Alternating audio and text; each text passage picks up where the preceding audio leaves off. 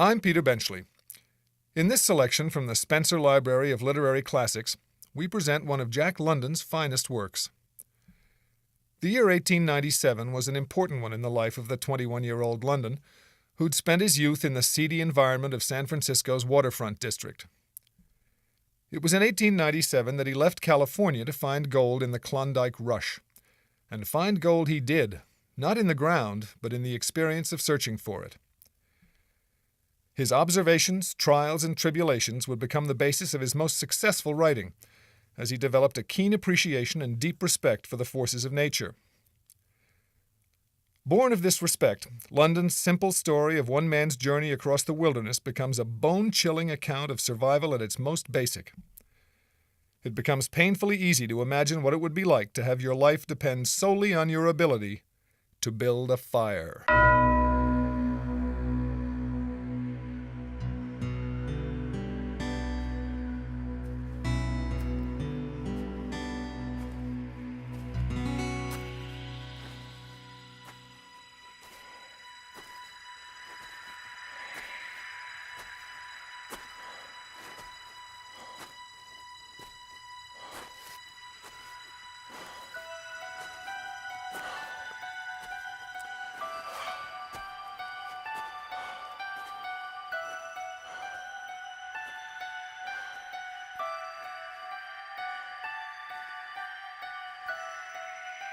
Day had broken cold and gray, exceedingly cold and gray, when the man turned aside from the main Yukon Trail and climbed the high earth bank, where a dim and little-traveled trail led eastward through the fat spruce timberland. It was a steep bank, and he paused for breath at the top, excusing the act to himself by looking at his watch. It was 9 o'clock. There was no sun nor hint of sun, though there was not a cloud in the sky. It was a clear day, and yet there seemed an intangible pall over the face of things, a subtle gloom that made the day dark, and that was due to the absence of sun. This fact did not worry the man. He was used to the lack of sun. It had been days since he had seen the sun, and he knew that a few more days must pass before that cheerful orb, due south, would just peep above the skyline and dip immediately from view.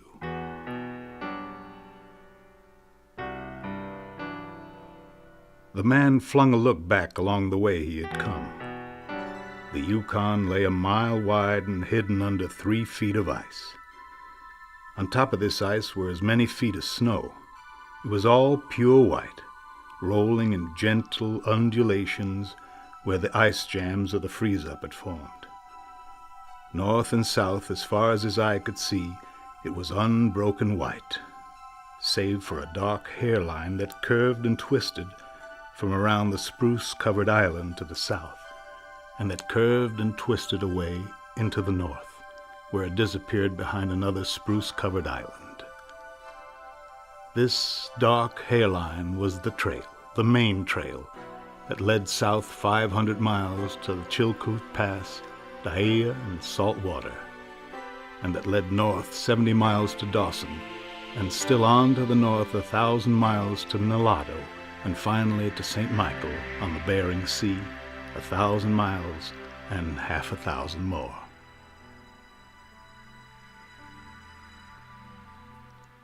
But all this, the mysterious, far-reaching hairline trail, the absence of sun from the sky, the tremendous cold, and the strangeness and weirdness of it all, made no impression on the man. It was not because he was long used to it. He was a newcomer in the land, a Chicakaw, and this was his first winter. The trouble with him was that he was without imagination. He was quick and alert in the things of life, but only in the things, and not in the significances. 50 degrees below zero meant 80-odd degrees of frost. Such fact impressed him as being cold and uncomfortable, and that was all.